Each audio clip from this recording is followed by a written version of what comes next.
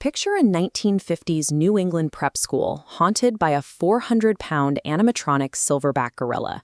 It steals the bones of dead poets, quotes Robin Williams at top volume, and terrorizes the faculty. The only hope to stop it lies with 4 teenagers and a talking Great Dane who have just pulled up in a brightly painted van. At first glance, the properties colliding here operate on entirely opposite principles. In the universe of Scooby-Doo, logic and reason always win. Every monster is a greedy real estate developer in a rubber mask, and every supernatural threat eventually collapses under the weight of empirical evidence. Dead Poets Society argues the exact opposite. That story operates on the thesis that rigid institutional order is dangerous because it crushes the chaotic, beautiful human spirit. The structure of the school is the actual villain. This crossover serves as a philosophical battleground.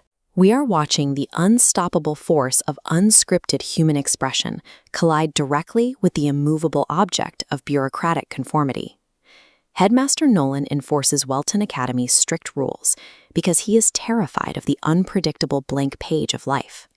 He uses the rigid pillars of tradition and discipline as a literal fortress to protect himself from spontaneity. Decades earlier, Nolan shared a dorm room with Robert Williams, a student who embodied manic, unbridled energy. Nolan used the power of the institution to suppress his roommate's chaotic spirit, leaving a permanent spiritual vacuum at the heart of the academy. That historical act of suppression birthed the current haunting. The vacuum of joy Nolan created has finally been filled by a mechanized ghost of the past, returning to seek vengeance against the bureaucracy that killed the school's spirit. When an institution successfully suffocates human expression and poetry, that repressed energy refuses to die quietly. It mutates into a monster. The monster terrorizing the school is the creation of a guilt-ridden librarian named Mr. Dalton. He engineered the Silverback Scholar, a 400-pound titanium primate fueled by an artificial intelligence trained entirely on stand-up comedy and powered by an underground poetic reactor. The machine emits a frequency called iambic radiation. This is an energy wave synchronized to the rhythmic meter of classical poetry, designed specifically to break down logical defenses and aggressively force its targets into a state of unscripted, spontaneous being. To fuel this reactor, the gorilla steals the physical remains of romantic literary figures, utilizing the actual ribs of Walt Whitman and the skull of Percy Bysshe Shelley as props in its improvisational terrorism. The Silverback Scholar has no interest in staring people away to secure a real estate deal.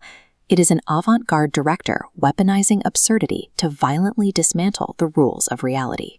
When Mystery Inc. arrives at the Academy, their classic Saturday morning tropes take on a different context.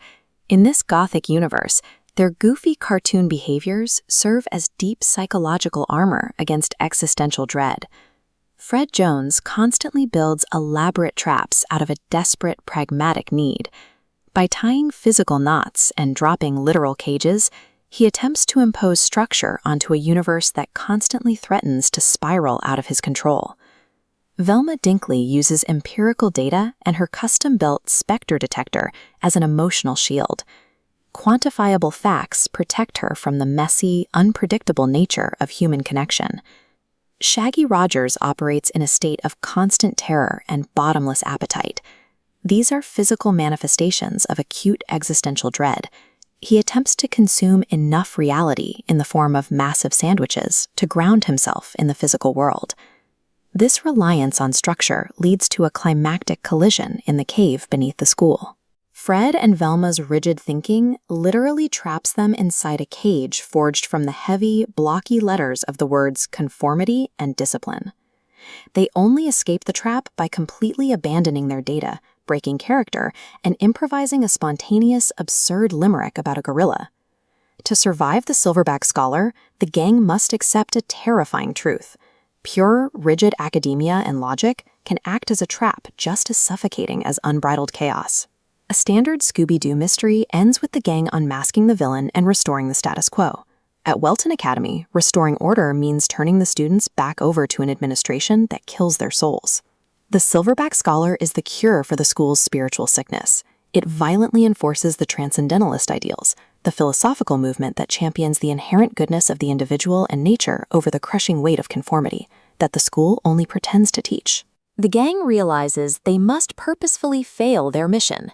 They cannot unmask the ghost or trap the monster, because the poetry must be allowed to escape into the hallways.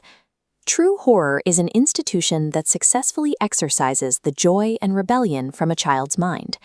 In a story completely overpopulated by tortured intellectuals, rigid administrators, and traumatized teenagers, the only true master of philosophy is the talking cartoon dog. Scooby-Doo represents pure id, the primal, instinctual part of the mind. He refuses to over-intellectualize the poetry or attempt to trap the chaos. He lives entirely in the present tense, perfectly content to simply exist amidst the madness. You cannot quantify, measure, or trap the human soul. Sometimes, to survive the terrifying absurdity of the real world, you just have to unscript the narrative and eat the carpe diem hoagie.